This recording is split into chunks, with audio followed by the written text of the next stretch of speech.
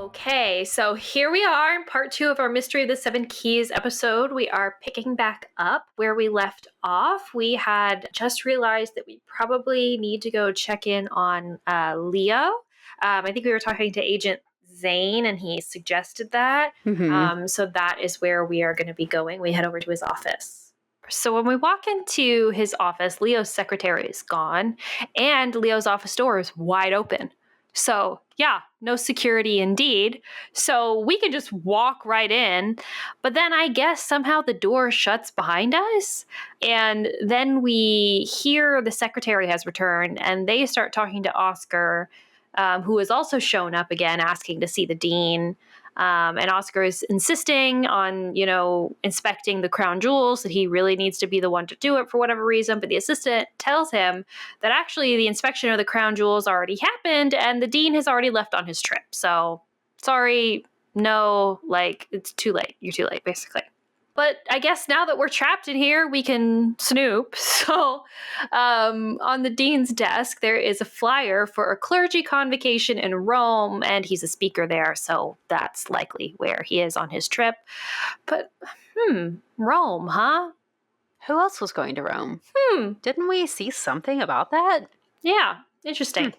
Also, we can open a secret drawer on his desk and see his calendar. And on his calendar, we see that he has a biometric scan appointment set for after his trip. We need to talk about this too. This is another plot hole for me. And also, he named his cat after Marius. Yeah, so we see on his calendar, buy food for Marius or pick up, I forget what it was. It was something related to him. Feed Marius. It was very cute. So we can also listen to his voicemails, and we can hear on his voicemails that yes, indeed, the crown jewels inspection has already occurred. Whoever it is, they thank him for his participation in that, and they say that everything looked good. So currently, it seems like crown jewels have not been stolen as of yet. Behind his desk is a wall puzzle that we can do, and we have to place different colored symbols correctly on the wall according to the pictures of the guy that they have on the sides of it, which I was really frustrated by this puzzle too because I did solve it correctly. I was correct on everything on the sides of the puzzle, but it did not end up solving it. You had to switch two of the symbols, which was also a correct solution, but the correct solution that I had wasn't working. Yeah, I think this was a programming error because there are multiple correct solutions. There are several ways you can configure this to have it all match what they're asking you to match, but it only accepts one answer, which is frustrating. It's frustrating. I also had the same problem. Yeah. But the thing that frustrated me so much about that is because that's exactly the kind of puzzle that I love to do. I love those kinds of logic, spatial puzzle things. And so I was really sad. I was like, I did it. Give me my props for doing it. It's very similar to the bento puzzles in Shadow at the Water's Edge, which I love doing those. And I know that I had it right because I know how to do those. It's I know how to do this puzzle. I know I'm doing it right. And it just doesn't take it. And then eventually you have to switch to the things that it didn't tell you where to put those. And it intentionally left those blank anyway. So anyway, annoying. But so we have to solve that. And once we solve it, a secret door behind a bookcase opens. Yay! Oh, love it.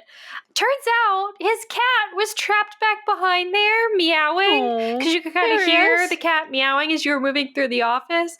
Poor little kitty cat. Aww. You can give it some pats, though, to cheer it up so everything's fine. Yes. So obviously, of course, we go into the secret passage and down the stairs. We don't really know where we are. And all of this happens really quickly, I will say, too. But it's suddenly there is this creepy black smoky skeleton creature chasing us. I thought there were multiple. But there's not. There's just one. There's just the one, yeah. I could have sworn there were multiple because they were coming so fast around the corner. I was like, oh my God. This was so hard to play on the point and click mode. I've seen some people online say that because they played it on the modern version, that they didn't even realize that someone was chasing them because you can move through the place so quickly. Whoa. And they're like, what chasing? And I'm like, I died 75 times. Yeah. Yeah. So essentially, we have to like get out of these tunnels in time before this like creature comes up to us.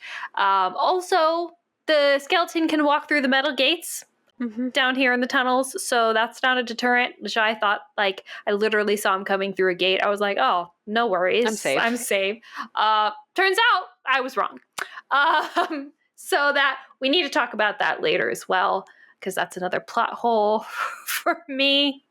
There was also a part, like, if you're in point and click, it's hard to know to get out. Like, yes, there was this one point, not this one, but you do have to do this a second time where the knight is chasing you. And on that time, the hallway that you're in is just this one, like, long hallway. Like, you can really only go forwards or backwards. There are side tunnels as well, but they're all dead ends. So it's really just this one forwards or backwards. And at the end, there's a ladder, and Nancy wouldn't let me click on the ladder. So I'm like, oh, obviously, like, that's wrong. I'm missing something. There must be some sort of side passageway or something. So I died so many times. I couldn't figure it out. I eventually just resorted to watching an Argofump video, and he just goes right up the ladder. I'm like, what the heck? And I had to go over it, and I had to click in like 50 different places to get Nancy to recognize that there was a ladder there, and then we were done. That's the kind of navigation issues that I'm talking about. Yes, that's it's very the frustrating. thing that frustrates me so much.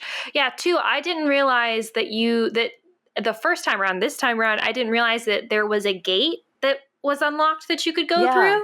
Like, I kept going up to the gates and I couldn't click on anything that, like, Nancy wasn't saying, like, it's locked or anything. So, like, I didn't have that frame of reference. I just thought the gates were a dead end. So whenever I would turn around the corner and see a gate, I was like, okay, well, I must not be needing to go that way, but you actually do have to go all the way up to one to click on it to go through to escape. And so I was like, where am I supposed to go? Forever. It took me forever. So, and whenever the skeleton does like make it up to you, it triggers a second chance. So you have to start over. So we do really need to talk about that later too. So yeah, so after we get out of these dusty tunnels and get back into the square, which also turns out those were the tunnels under the city. It's never really made clear explicitly, I think, by anybody that that's what those are. But once you come out up into the square, I guess it makes sense that that's where you were. You were in tunnels under the city. I got an explanation before we went down that like there are tunnels underneath the city. I don't remember how I triggered it, but somebody did mention. I think somebody says that. But I think for me, it was like later. It was after that. Oh, that's a shame. And so I was like, oh, well, yeah, that's where I was. Maybe, but I don't remember. Anyway, so we call the police and we report the dean as being missing. I am so confused about this because we heard the assistant say he already left on his trip. And as far as I can tell, nothing in the office or the tunnels indicates that the dean has been kidnapped, that Leo's been kidnapped. And yet Nancy seems to believe that he has been. Nancy just keeps saying something to the effect of like, I've got to find him. He's not safe, all this kind of stuff. He's not going to make it to Rome. She has some reason to believe that he's not in Rome or that he's not on his way to Rome. But it's never revealed to us. Yeah, I don't understand. Yeah, but so she calls the police and, oh, this is funny. The police have heard of us too. They know who Nancy Drew is, which I just thought was funny that even the police in Prague know of this random detective from River Heights, from the Midwest. They're big podcast fans. I guess so. Yeah. But they tell us that they'll send someone to look into the situation about the dean and, they'll call us back later. We tell them that someone was following us, but we don't tell them that it was a creepy smoke skeleton. So they just tell us, don't go back down into the tunnels. They're not safe. We'll call you back later, basically. Then we get a message from Adela to meet her at the cafe. And when we do, she tells us that her computer has been hacked by the same scary puppet thing. So then we have to play that same computer puzzle game thing again that we did the other day. And this somehow clears her virus from the computer, which, okay. And then she asks us for an update on the mystery. And basically, Nancy tells her that she thinks that there is something bigger at play involving the crown jewels. And Adela says, oh, that's interesting, because actually the gems in my necklace are as old as the crown jewels themselves and probably could be used as convincing fakes. Huh. Okay. So it's possible that the gems from Adela's necklace were stolen in preparation for this crown jewels heist, right? Also, she tells us, conveniently, and I don't know how she knows this, but whatever, she tells us that if someone were trying to steal the crown jewels, they wouldn't actually need the original 7 keys for the vault if they could find the workshop of the original alchemist who created the keys, because there should be schematics there somewhere that shows how those keys were made, and so that the keys could actually be reforged. That's a little too easy. Okay. Also, how does Adela know this? How does Adela know anything about the alchemist who originally created? Is that just common knowledge? Because if it is common knowledge, then yeah, that's a big security risk. And why do we still have this whole the same 7 keys, same original 7 keys, be our only security, I guess, plus biometrics for the crown jewels? Right. Crazy. So that's an interesting conversation with her. And basically now we know that we need to find this alchemy laboratory somewhere, right? But on this day too, we should also have enough information at this point to open the puzzle tubey thing. What'd you call it? Puzzle canister thingy in the museum. Basically, you need to use this poem that's on the wall of Vladena's store, which I don't know why she has that, to find like associated symbols throughout the city and then enter them into the right order on this canister. I think she says it like belonged to her family, that poem thing, the crystal. Again, it explains everything. Don't worry about it. Plot hole. It doesn't make any sense. Well, shouldn't that be in the museum or... I don't know, in a book? Why wouldn't Vladena's family have a crystal that tells you how to open this canister that has nothing to do with them or anything that they do? I mean, why not? I guess Oscar was telling us that the canister dates back to, the alchemists in Rudolph II's court, which we know that Vladena's family dates back to that time, so maybe that's why, but like, I don't know. I don't know, y'all. Anyway, so when we do that, we solve that puzzle and open the canister. You do also have to go into the nighttime museum tour as well, because that's the only time Oscar isn't there. And once you do that, you find gems inside. There's like a bunch of different gems. And Nancy literally just takes them. Yay. She says, I guess she says I'll give them back later or something, but she just steals gems from a museum. Yep. So after we steal the jewels from the museum, Nancy, #gem thief, then we go talk to Merrick, and he tells us that he has this trunk from an alchemist from the 16th century that he can't open, but he will let Nancy take a crack at it as long as we don't break it. Cool. Yay. Can do. It's a puzzle box, and let me tell you, these game developers, I don't know if they're the same team that worked on Midnight in Salem or not. They love themselves a puzzle box. I'm pretty sure they outsourced to a different company, although I'd have to look to verify that. But I didn't see, I think it was Impui Games or something like that, did Midnight in Salem, or a lot of the work on Midnight in Salem. I didn't see their name listed on the credits for this one. So I think it's a different team, but I could be wrong. Yeah. Well, it's another puzzle box. Not another one in this game, but another one if you played Midnight in Salem. I did too. It wasn't super intense. You just had to find the right spots to click on the trunk. And then when you do that and you open it, inside is a marionette, and underneath that marionette is a symbol, and that symbol is the same symbol that is on one of the jewels from the canister from the museum. So we have to bring the jewels to the trunk and insert them correctly, and then as we open different layers of this trunk, at the very bottom we find a little key And this little key ends up opening the snow globe that Patrizia gave us like 2 days ago. Following? And then when we do that in the snow globe, this reveals a little message that says the floods below hide secrets lost. And then there's a picture of a bridge. So this is supposed to direct us to a painting to a bridge in the tunnels. Did you have an issue with this too? Because I did not know what I was looking for with this. I knew it was referencing the tunnels, but I had looked at that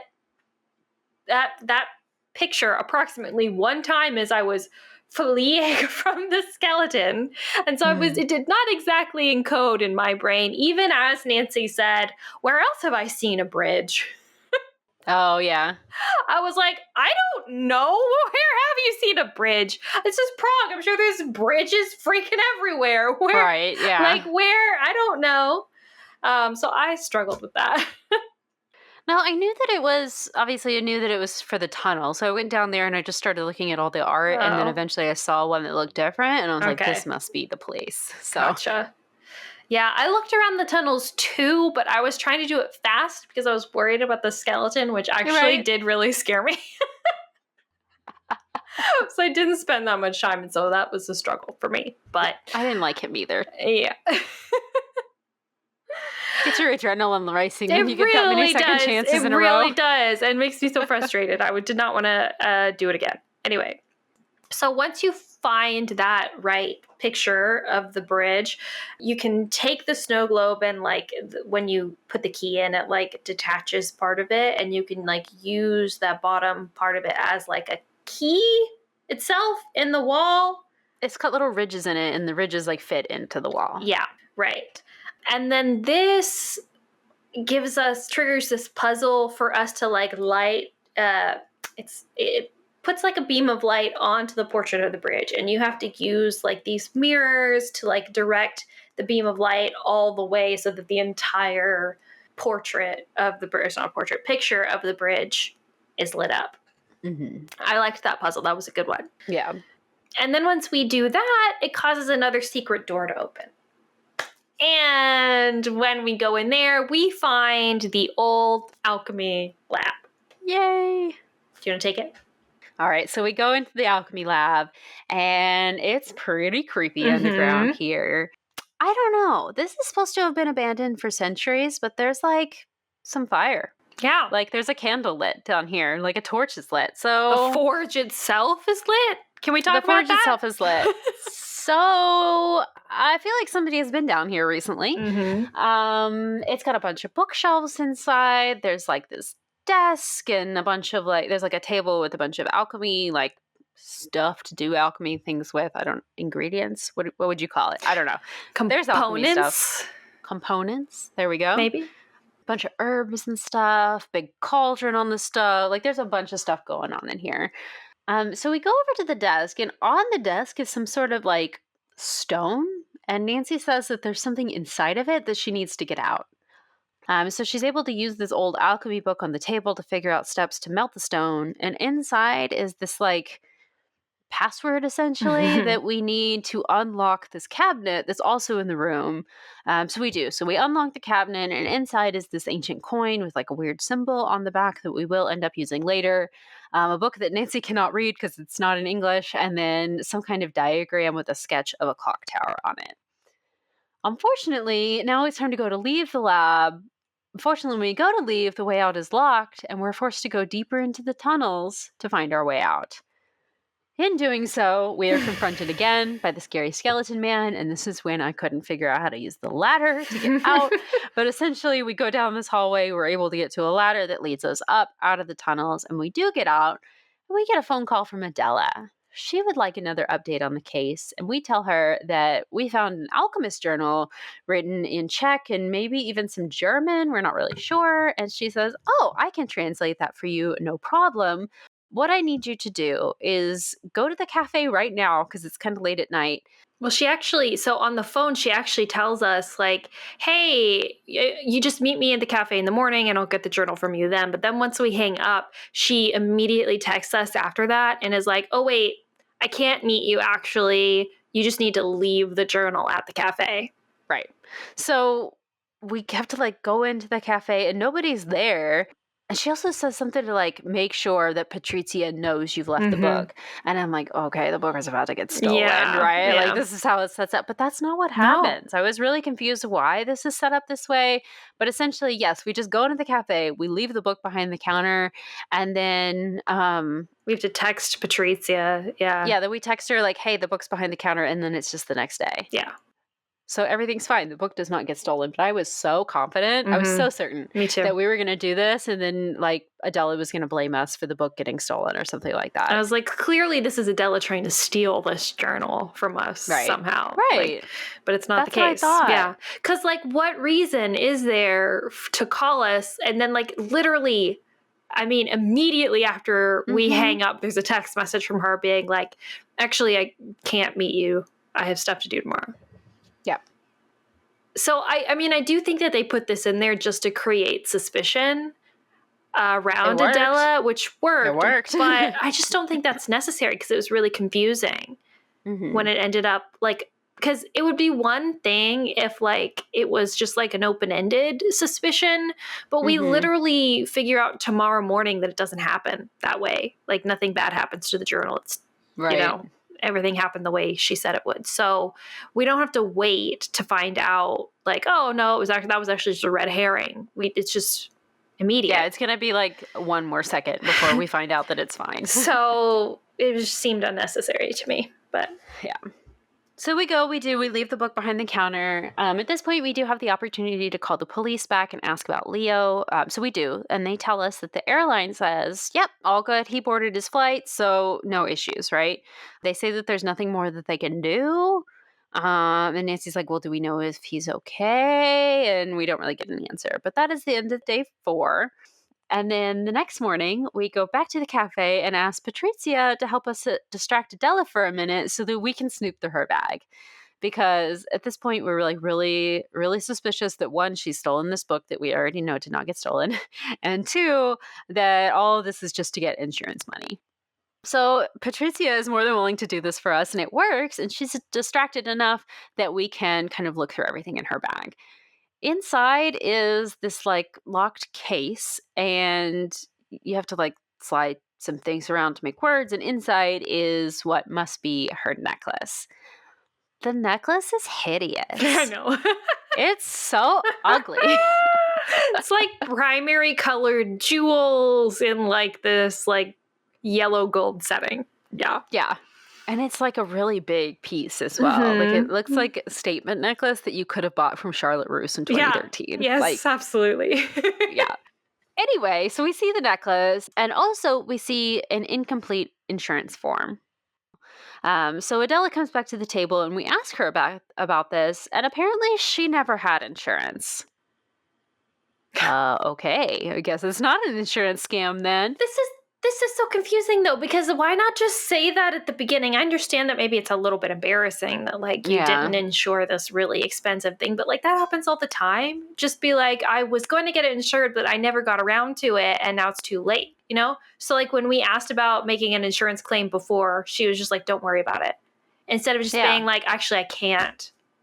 You know? Because she says something about like she thought her mom had already had a policy, so she assumed it's fine, and then discovered too late, like you said. Yeah, I don't see why it had to be that big of a deal, but whatever. Adela starts telling us that she wants to find the gems, and she really does not even care about the money at this point, but because she wants to restore the necklace back to its original owner. And we're like, wait a minute. I thought this was like your mom's necklace and your grandmother's before that. What are you talking about? And Adela's like, no. Here's the truth. I'm not from a rich family. I know that like I kind of give that impression, but it's because I'm trying to make people think that. My family, we're farmers. Like we are not nobles. We never would have had access to like all the wealth and everything from back in the day that you would have had to have in order to own jewelry like this, right? Apparently there was this point in time back, I don't know, decades ago. It's not really clear how long ago this centuries. was.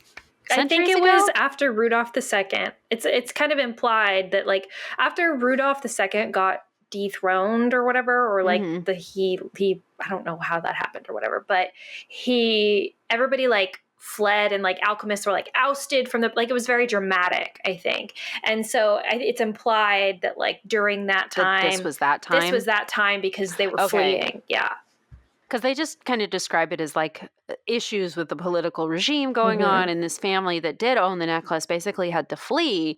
And so I wasn't clear how recent that was. I guess but it could have been another time too. I guess it's possible. It makes sense though if it's connected to the whole Rudolph That's what thing. I assumed, but yeah.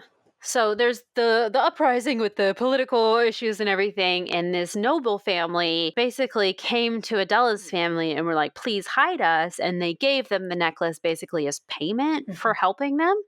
And so ever since then, Adela's family has kept this necklace and held on to it and passed it down through their generations, and now Adela is trying to make things right and return it to whoever this formerly noble family would have been. Did this read as genuine to you? Because I still felt like this just was not a good enough reason. Yeah, I was still a little confused at this point. Okay. I think it's like, what is the real motive here? Yeah, it seemed like there was more going on, and I mean, even when we get our resolution at the end, we don't get the full story about this. Like, I'm so convinced that there is so much more to Adela's backstory and history that she's not sharing, because her whole thing about like she says before she had no love for her mother. So I'm like, okay, so what kind of situation did you grow up in? Like, clearly it's implied as not being really happy, but you have this necklace and you say that you want to return it to its original owner. Why? Like what's going on? Like, you don't want it for the money, but your family's not rich. So you think it's wrong that the other family gave that to your family as payment? Why?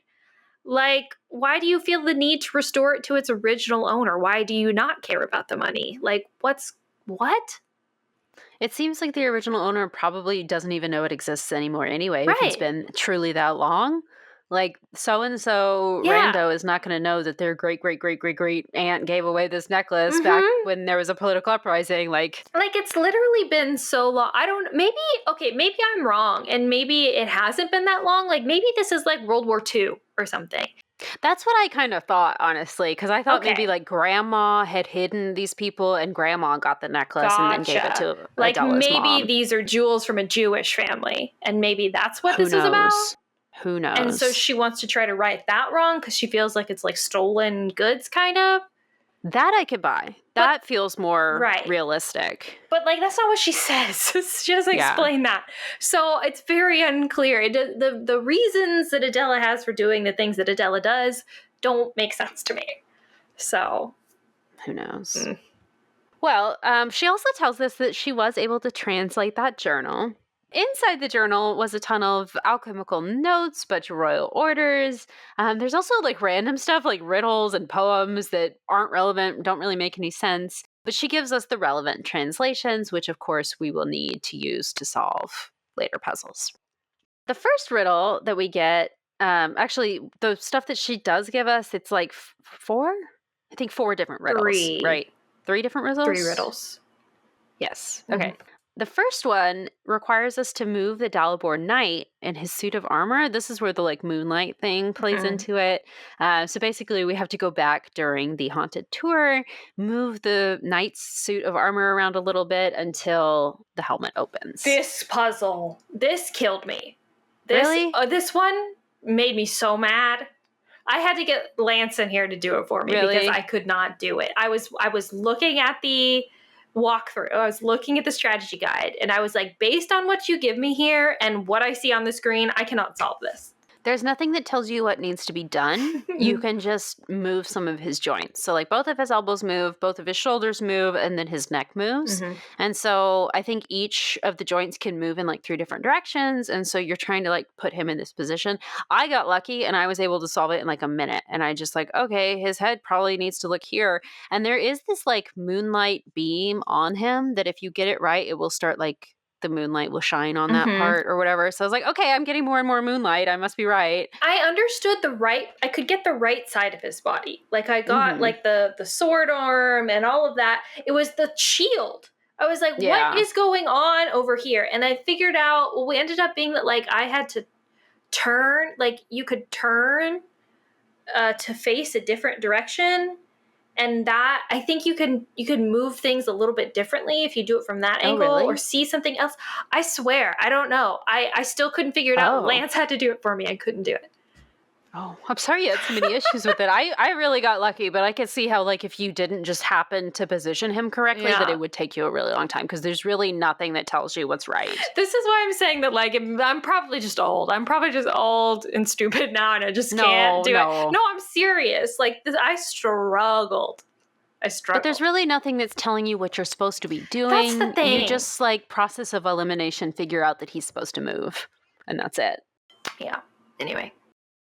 So we're able to do it. His helmet opens when we do this, and we get a schematic, like a piece of paper schematic for one of the 7 keys.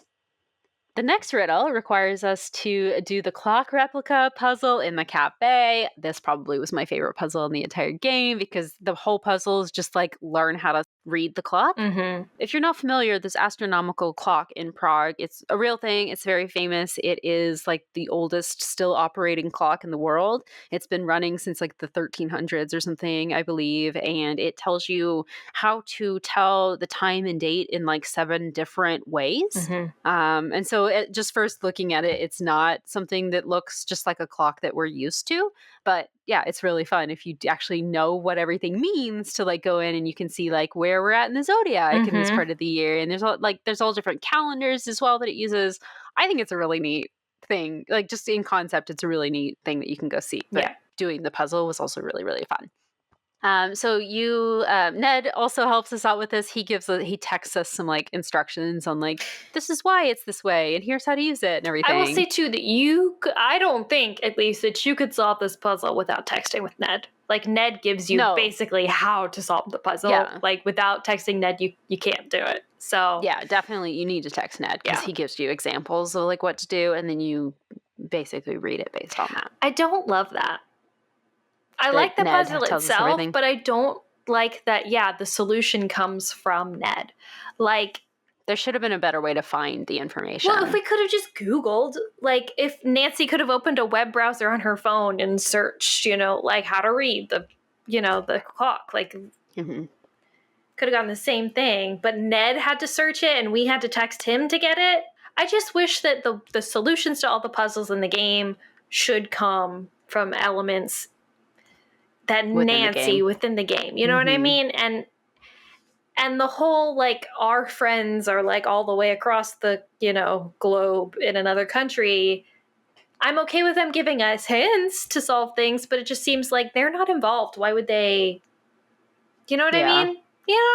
Yeah. I will say it's a little bit cute. I'm begrudgingly calling it cute, but in the examples that Ned shows to Nancy, he uses the date that they met as like this is what the clock would have looked like on that date, so you can kind of see what the correct setting would be and when you're trying to read it. And we also revealed that their first date was at Scoop. Very cute. Very, very cute. Anyway, so we set the clock correctly. We get another key schematic. And then the third riddle is something to do with like, outside of Leo's office, there's this table with candles on it, except they're fake candles because it's a puzzle.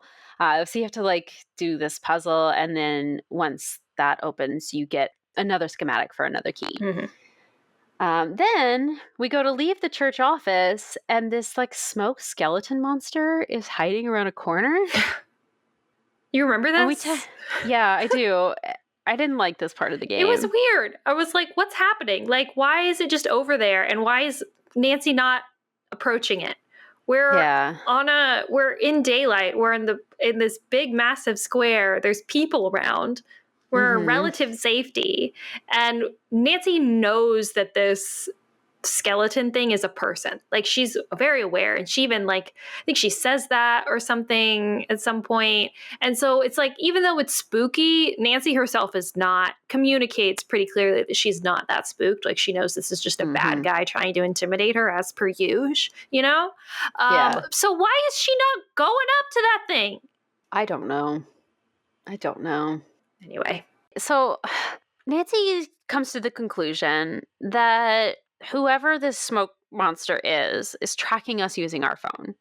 So we devise a plan that we are going to trap them to try to have a Scooby-Doo moment and figure out who they are. We could literally do it right now. He's standing right there. Why are we not just going over there?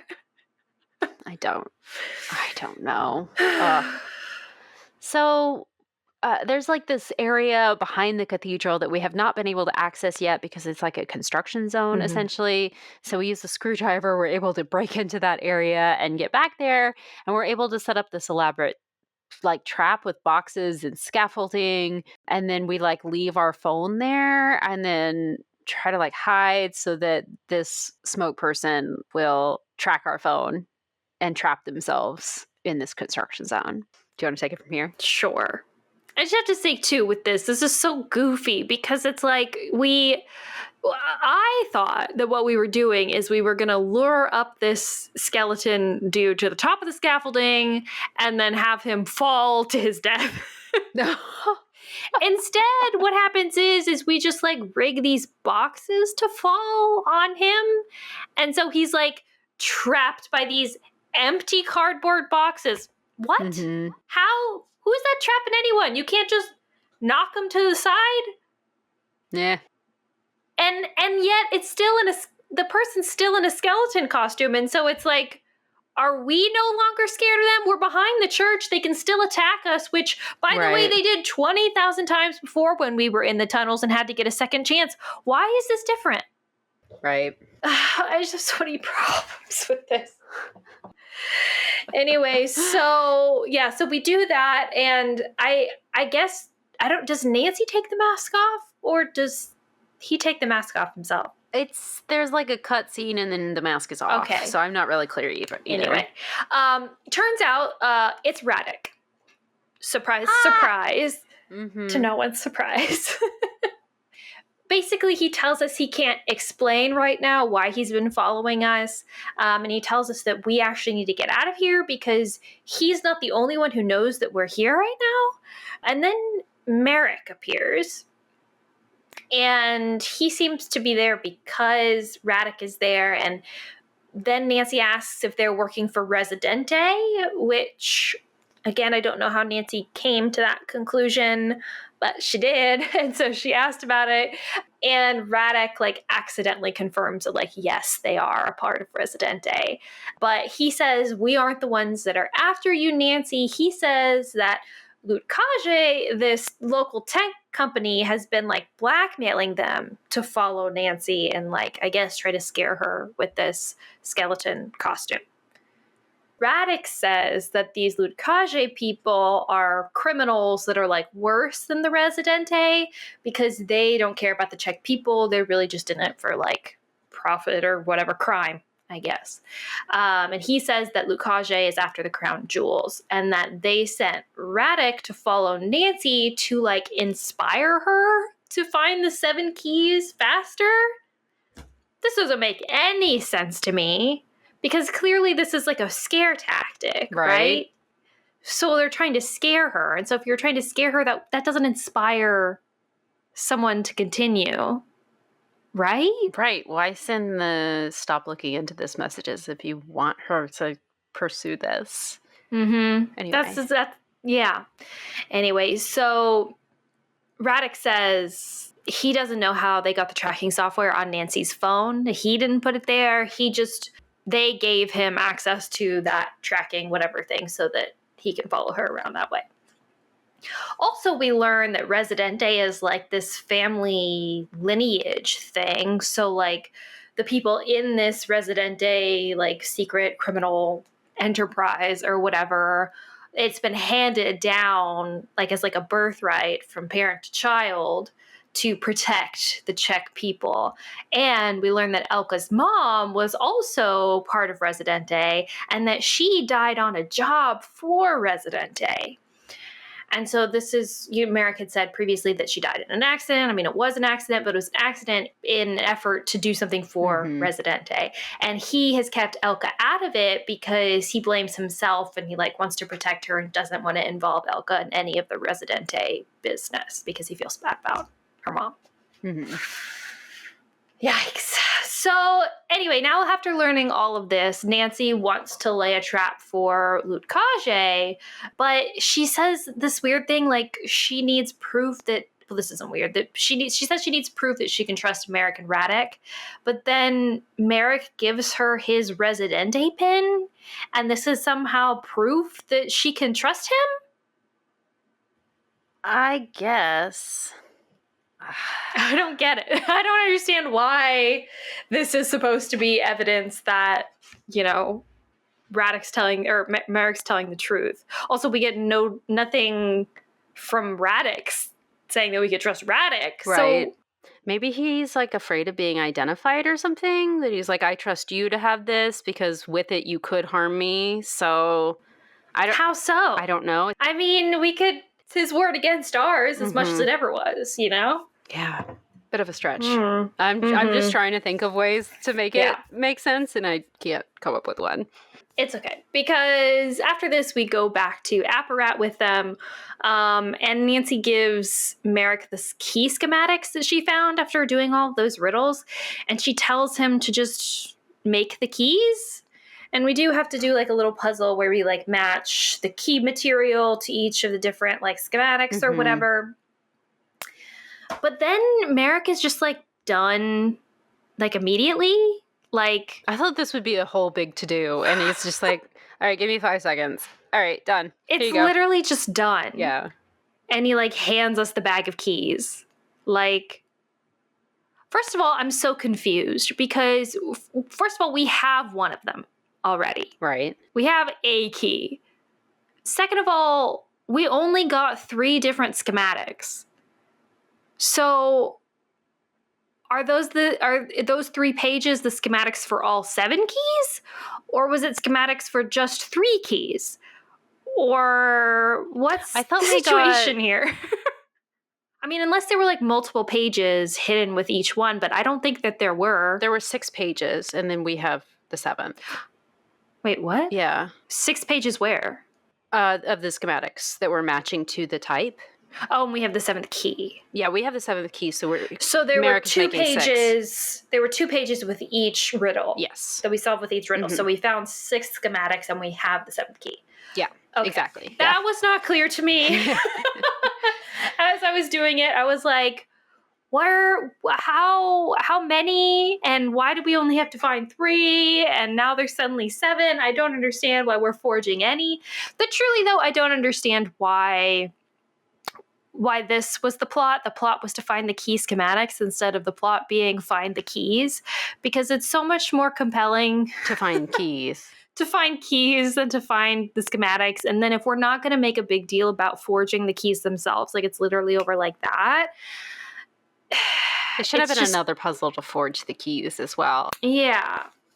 And also, it doesn't make sense to me that the alchemist or whoever it was that was responsible for making these keys would hide the key schematics in this way. Wouldn't you want to destroy them? I had the same thought. Or if you really thought, like, it seems like you set this up so that somebody could solve it. Mm-hmm. Like you put a riddle on a piece of glass that was handed down by a family through centuries, and like you put all these riddles in this journal. Like, for what reason? Anyway. Okay, yeah. So he gives us this bag of keys, and then Nancy says that we need to leave the keys at the drop as requested. And this confused me more too, because I was like, what do you mean? As requested? Who requested that? But I guess she's just trying to tell us that Lutkage wanted Radek to get the schematics from Nancy at some point to have Merrick make the keys. Yes, and then drop the key. They told him to have the key drop and everything. But they never explicitly say that, right? Right. Okay. Mm-hmm. Okay. We're just supposed to assume that these were all instructions that Merrick has been following for the whole time. Yeah. Okay. It was not clear to me either. So then we're supposed to take these and put them under the statue of St. George in the square. And then Nancy decides that she's going to follow whoever picks it up to try to see who they are and stop them, I guess. Of course, this does run the risk of the thief getting away with the keys and stealing the crown jewels, of course. But Merrick suggests that they put a tracker on one of the keys, which this is an interesting plot point too. It's supposed to be like the reason why they're able to do this and get away with it is because it's like old technology. Like it's essentially like a radio signal, I think is what he's using on one of these keys. And they say that it's so low tech that the high tech people at Lucage would never catch them doing it. Which I guess is clever, but I guess so, but it just seems like, well, I don't know. Are we so scared of putting like a high-tech tracking device on it? Like, we're worried they're going to catch us then? Like, I don't know. Anyway, so they do that. And Merrick says that he knows about all of this old technology because of his former Resident Day, like spycraft knowledge stuff, like, because he's back from the 80s. So like they did it all old school back then or whatever, which is cute. Do you want to take it? Oh, sure. So Nancy removes the SIM card out of her phone at this point and leaves it with Merrick so that Lucage can't track her like they've been doing, which you should have done that as soon as you realized that they were doing it to begin with, or after the trap, I guess. But yeah. And then they give Nancy the bag with all the keys, which she drops at the statue, but not before petting the cat, as you have to do. And then Nancy goes back to Apparat, and Merrick gives us a pager, which is supposed to beep the closer we get to the key. And now this beeping is, again, it's very low tech, so it's not exactly like a tracking device that it can tell us exactly where to go. It's more like you're playing hot and cold. And so the faster it beeps, the closer you are to the tracking device and the key. And so we follow the beeping tracker all the way across the city. I did not like this because... It was tough. It's tough because, again, with the navigation thing, you are having to navigate a lot. And so there's just a lot of really tedious movements trying to move around because there's not really any way to know what direction. You're just literally wandering aimlessly throughout. One small criticism here. I wish that they had done a little bit better job of making this game a little bit more maybe accessible. I didn't feel like this was the most, especially for this part, because there's nothing visual that gives us an indicator of how close it is. It's just the beeping. So if you have any issues with like hearing or anything like that, and it's not an option for you to listen for the beep, there's not even like a caption like there would be in old games for sound effects of like beeping increasing or beeping faster. Nothing like that. There is a light that you see, but the light never changes pace with how quickly it flashes. At least it didn't for me. Maybe it's supposed to, but I think the light is really just more like the tracker is on and that's how you know. But eventually it gets beeping faster and then it sends to the next location. So it goes all the way across the city and you end up down in the tunnels and back in the alchemy lab. Well, I also noticed too, and I don't know if this is just because I wasn't looking in the right place or not, but I noticed that sometimes when you would read things, it would give you the option to like read a transcript instead of the plain text version, but sometimes it wouldn't. Really? Like a lot of options, they didn't have that. And maybe I wasn't clicking on the right thing. I saw it a lot in like the cafe, but then like after that in the museum. I may be wrong because maybe I just wasn't clicking on the right thing, but I noticed that and I was like, wonder where the choice was about. Or like down in the alchemy lab, like on the alchemy book.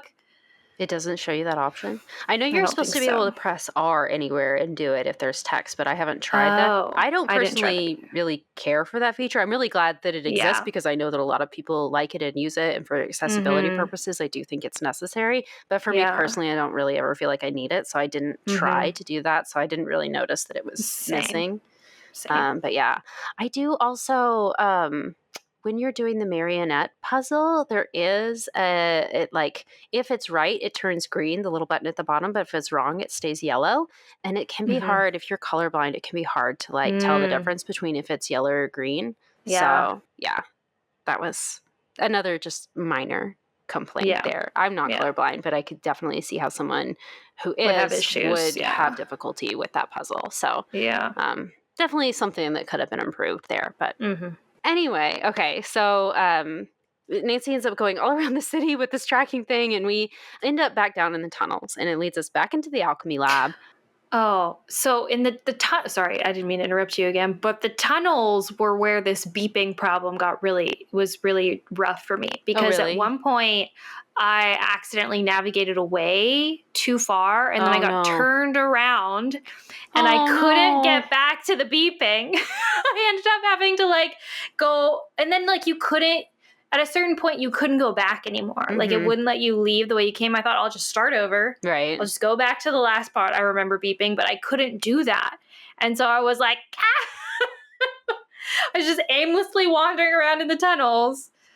And I'm sure this would be better if I replayed a few times, but it was really hard for me to navigate the tunnels just because it's like, obviously it's a maze. I don't know where I'm going. So if I don't already know the path like I do with the cemetery maze in Ghost Dogs and Moon Lake, because I can navigate that in my sleep by now, but not something like this that I've only played it once. Left, right, left, right, left. I literally think this is it. She's about to do it, guys. Left, right, forward, left, and then you should be there. Yep. I think. That was excellent. Oh my gosh. Need a standing ovation for that one. That was impressive. Thanks. I don't know if that's right. That's probably off somewhere, but I like was visualizing. Yeah. So. If you were in the game, you could do it probably on muscle memory alone, I'm sure. But yeah, this is obviously not like that, having never played it before, so it was easy to get turned around. I just assumed once we got down in the tunnels, I was like, all right, it wants me to go to the alchemy lab. So I just headed straight there and ignored the beeping, and it turned out I was right. So again, I got lucky in that sense. But yeah, if you don't know, or maybe you think that there's like another room that it's leading you to that we haven't seen yet, yeah, it's really difficult because like some of it's like circular too. So you can go in a complete circle. So that's really difficult with hot and cold when it's like, yeah, of course it's beeping at the same rate because you're always the same distance away from the place. Anyway, yeah. Yeah. So we get back into the alchemy lab and we confront the culprit. It's Fladena. I do have to say, I guessed it from the trailer. I was right. Really? I mean, like, I understand why, but I didn't like who they picked for the culprit. Really?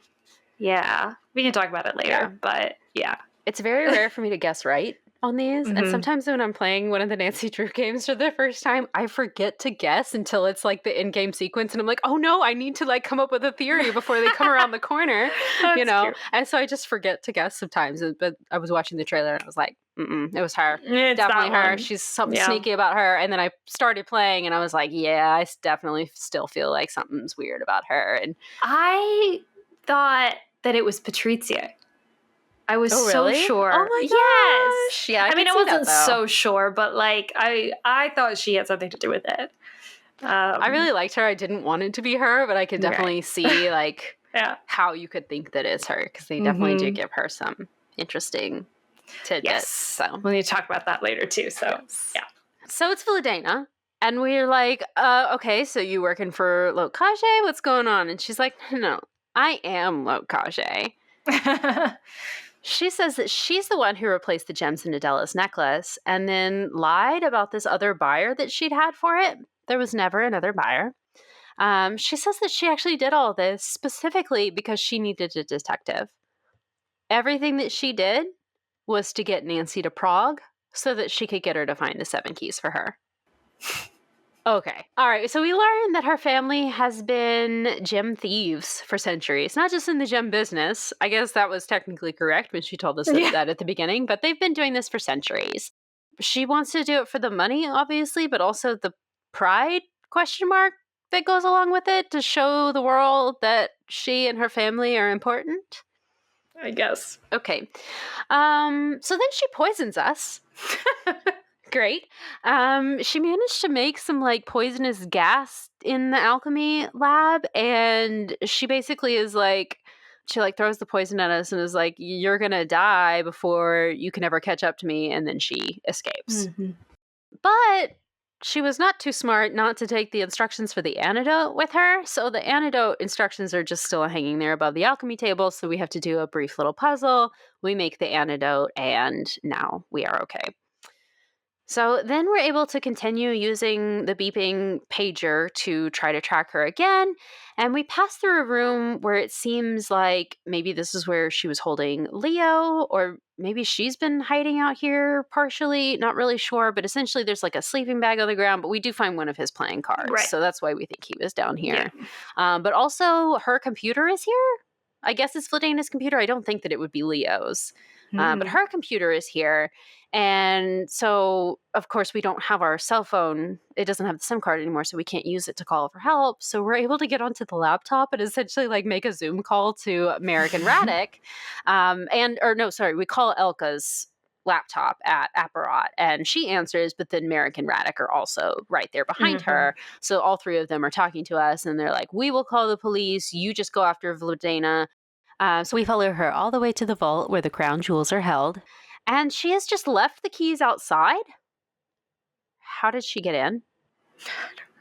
Well, I presume that she opened the door and then took the keys out, put them back in the bag, and sat them next to the door with the door open. Okay. Yeah. So now we have another little puzzle. Of course, we get to this large door where the vault is, and there are 7 keyholes in the door. We have to do a little puzzle to figure out which is the right spot to get all the keys into. And then once we get in the right spot, we have to do another puzzle to figure out what order they have to be turned in. But then eventually we do turn them all. And the door starts to open, and Elka comes running up. And we're like, Elka, what's going on? You were supposed to stay back with Merrick and Radek. The police were going to come, and this is dangerous. You shouldn't be down here. Like, Vladena's just on the other side of that door, most likely. But, hey, there's a biometric lock. I didn't say this. The door opens, and inside is like this hallway with a second door, and that's got the biometric security on it. So that's what was added later. And then beyond that door is the actual vault. So since Elka is here, we're like, oh, maybe you can help us with the biometric lock on the door because you're like our tech expert or whatever. So it's another one of those hacking puzzles, the same puzzle that was on the laptop earlier. And we solved that, and that's another fun one. She also doesn't help us. So. Oh, yeah. There's I don't know what you chose, but there's like it gives you the option, like you can tell Elka, like, yeah, please go try to solve it yourself. Or you can say like, no, Elka, it's too dangerous. We don't know what's going to happen. I'm going to do it myself. What did you choose? Yeah. I chose that I'd do it myself because I was like, yeah. I just assumed that the other way, there would be some other reason that we're like, no, actually don't. I'm still going to do it. And so ultimately it's still Nancy that's going to do it. So we are able to unlock that. And we're like, all right, Elka, you like go back to the police or whatever and get them because we're going to like go in and find Vladena. And Elka goes, what police? And we're like, hold on. What do you mean? You didn't call the police? Y'all said you were going to call the police. And Elka's like, no, Nancy. Step aside. Let me go through or I'm going to shock you with my taser ring.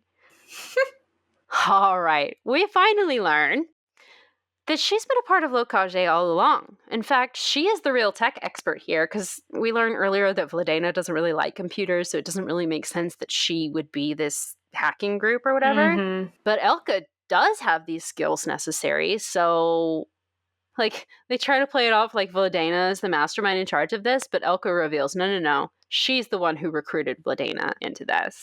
So Elka, her whole motive behind this is that she wants revenge against the Residente group for the death of her mother. And so she has planned this whole heist of the crown jewels. And her plan is to frame Residente for it so that when everything blows up, the public will blame Residente and Residente will be like, awful in the eyes of the public. And then she, of course, needed Vladena's help because Vladena is the jewels expert. And so Vladena would know what to do basically to be able to pull off the jewel heist.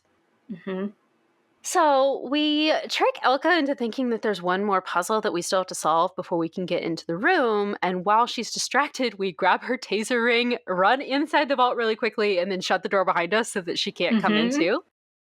And inside, we find Vladena holding Leo at knife point. And Leo seems like he was also drugged. I don't know if this is the same poison that she poisoned us with, but he's like basically unconscious. And she's still holding the knife at him. And she tells us to replace the gems on the crown with the fakes, or she's going to like stab him right now. And of course, we are now in the vault. So in front of us is like this table with the the literal crown jewels, and then also the scepter that has some jewels on it. And then that's pretty much all that's in the room, except for some like candelabras. And then there's this like case with like the king's robe or whatever that's like on a mannequin in there. And so we have to do a bunch of puzzles in order to swap out the gems. And if we were able to do it, I died a couple of times on this. Actually, I noticed though. I did too. I didn't understand what was going on for the longest time. Because you have to like replace the gems or you have to replace the gems, but you have to put the taser ring on the crown, which I also didn't know you had to do. Yeah. I had to look at the walkthrough for this ending too. Yeah. But you have to do it when she's not looking. And so there's like, I didn't notice at all that there's like a little eye symbol with like the gaze that's like showing when she's looking and when she's not looking. I had no idea. I was like, took me a second. I'm doing it. I'm doing the thing. And also, for some reason, I don't know if it was just so fiddly or what, but I would click on the spot where the ring is supposed to go, but it like would not do it. Like I couldn't, like, I don't know why, but for whatever reason, like it would only let me do it at certain points. And so it was really tricky. Yeah. And I don't think I said earlier, but the gems that they're going to use are the real gems from Adela's necklace. Right. And so when she gets there and she starts the puzzle, all the gems from Adela's necklace are just sitting there in front of the crown. And so we're swapping them out, right? And then like you just said, you have to take Elka's ring and then put it like in the center of the crown. In order to actually successfully solve the puzzle. It's not the center, though. It's like on the side of it, right? Yeah. Or I mean, like on the top of it, not the exterior ring of it. Yeah. But then, so if we do that correctly, Vladena will take the crown and then crown herself with it instead of trying to get away with it. But the taser ring shocks her as soon as it hits her head and she passes out. This is so funny, though. This is such a cool little Easter egg because I think they maybe mention it somewhere else in the game, like maybe in the museum or something, but the Curse of Saint I'm not going to pronounce this right. Wenceslaus. Yes. I didn't say it correctly either. Wenceslaus? I think... I know what you're talking about. Wenceslaus, maybe? Wenceslaus. I don't know. Oh my God. Whatever, that W, guy. King W. Yes. It's like this famous like curse, like if anybody who wears the crown or anybody who puts the crown on their head who is not like a royal or not like a descendant or whatever rightful person to take the throne, they die. Oh, okay. I like that. Well, she doesn't die. She just passes out. No. And at this point, Leo comes to and tells us that there is supposed to be a second way out of this vault. Obviously, we can't go back the way we came because Elka's on the other side of there getting probably pretty violent by this point. And if we look around a little bit, we can see that we can mess with those candelabras. And if we turn them in order, a secret door opens and we can escape. How much longer do we have left? Do you want to take the ending? I feel like I've been talking for a while here. Sure. No, you're good. So we get out, we escape, and we leave Leo somewhere safe while we go confront Elka with the police. We like double back, go back down into the vault area. And Merrick and Radek are there as well. And Merrick is especially hurt that he didn't know that Elka was involved, of course, because he thinks that if he had talked to her and like listened to her feelings about her mother sooner, then this whole resentment would never have built up and this would not have happened. But yeah, so we see that. I don't even think we actually see Elka arrested or not, but Elka gets arrested. And then later we go back to the cafe where we can talk to Adela and Zane, Agent No Help, who has shown up. He has decided to fly out here for some reason. But he was like, oh, it's no worries though. You had it all handled. I'm not doing anything here. Yeah. No shit. You're not doing anything, Agent Zane. Anyway, so Zane tells us that they have enough evidence to convict both Vladena and Elka for the attempted theft of the crown jewels, and that his agency isn't interested in prosecuting the Residente group because it seems like a quote-unquote local matter. Yeah, so Adela is encouraged by that because it means that Radek and Merrick will probably not have to face too many consequences for their crimes. How nice. Yeah. And then Merrick and Radek stop by and they return Nancy's cell phone. And they also return a newly restored necklace to Adela because that Nancy had given them, I guess, the jewels that she had found in the vault, and they restore her necklace for her. We realized, too, though, that we never did discover the original owner of Adela's necklace, or at least I didn't, because apparently you can solve this mystery. Yes, I didn't either, and I think it's because I got a second chance after I looked at the thing, but after you look at the back of Adela's original jewels and you see that scribbly stuff, I think that if you look at that, it's supposed to trigger another puzzle that Nancy can do at this time, and if you unscramble those squiggles, it'll make a word or something. I don't know that for sure. I think probably at this point somebody has probably put it on YouTube, so I'll just have to go and check and watch, but that is my best guess, because again, I saw it, but then I got a second chance and died, so technically I didn't see it when I actually did like solve the puzzle and continue the game after that point. So that's my best guess. But yeah. This annoys me so much. Like, I'm so upset that there is, like, a mystery that, like, you can play the whole game and you may not solve. Like, I do know the answer, though, if you want me to say it. I mean, it is kind of obvious, right? Yeah. Like, it's going to be Patrizia because she's fringely involved in all of this. And so there's nobody left for it to be except for her. If we wanted to be a character that we've ever interacted with, you know? I guess maybe Agent Zane, but that would be super weird. Right. But yeah, it's clearly going to be her. But yeah, I don't know.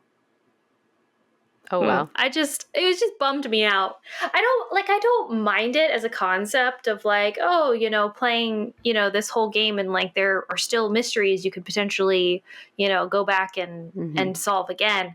But I don't know. It just made me upset. Yeah. And I think it's because like, I'm just used to having it all wrapped up in a nice little bow at the end. And this felt like just like a little bit of a letdown. Yeah. But I was so frustrated too, because the way Nancy words it makes it sound like you're about to do another puzzle anyway. Like she's clearly already got the jewels back there, right there. We could just look at the necklace together right now and solve it. But Nancy doesn't know that it's there, and so she says something to the effect like, if only there was a way for us to know who the necklace really belonged to. Anyway, and I was like, no, stop bringing me the puzzle. I want to figure it out. Where is it? I know it's on the back of the necklace, but like, where? And then she just continues, and that's the end of the game. So that was sad. Oh, yeah, sad. But anyway, after this, because Merrick has given us back our phone, when we turn it on, our phone is like blowing up with like a ton of like missed messages, and they're mostly from Ned. So you can also choose to either reach out to Ned or Carson at the end of the game. I chose Ned because I just felt like we had been talking to him throughout the whole case. And so I was like, well, we haven't spoken to Carson, or we spoke to Carson maybe like one time, maybe. And so it just felt more like, well, I'm just going to call Ned because it makes more sense. But you can call Ned or Carson. And Nancy ends up summarizing the case.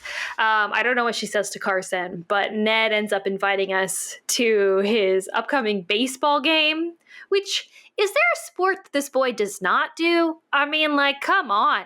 Like, whoa. Yeah. We've gotten football. We've gotten baseball. We've gotten basketball. I don't know. Golf? Have we gotten golf? Probably. Tennis? Hockey? I feel like maybe there's an iteration where he does hockey.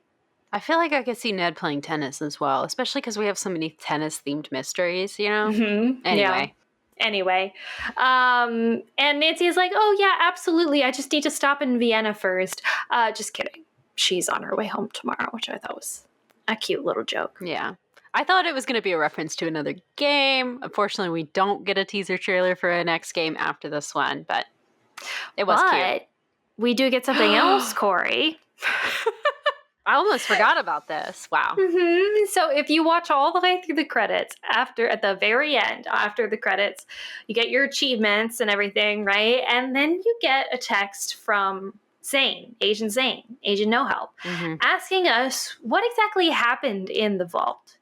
And, you know, we tell him or whatever. And then he asks if we actually saw the authorities come for Vladena in the vault. And we say, no. Like, we saw them take Elka away, but we didn't see them go into the vault to get Vladena. And he tells us that there is no record of Vladena ever being arrested. And that she knew all the hidden tunnels and access points or whatever in the, tunnels under the city. And so she could have gotten away. And she could potentially be very dangerous. So we need to watch our backs. Oh my gosh. And that's the end. That's the very end. Can I tell you what? I don't even think that this is a theory because I don't think her interactive would ever do it. Can I tell you what I want to happen here? She teams up with Helena and Anya from Captive Curse. Yes. Yeah. These 3 European women. I think the 3 of them, personality-wise, would get along. I think the 3 of them could definitely come up with a little scheme, the 3 of them, and come back for Nancy. I would love a future game where the 3 of them come back to track down Nancy. That would be so cool. Well, the thing is like, the Vladena practically is Helena. Yeah. And that's part of the reason why I was so pissed off that it turned out to be Vladena in the end, because I feel like I was like, we've done this. Like, we've been here. Like, we've seen this kind of character. They even kind of look really similar. And, they both end up being like these master or thief kind of characters. And so it's just kind of like, it just feels a little bit like a rehashing. Not too much, but like, as far as like the culprit goes. And so I was just like, doing that again, really?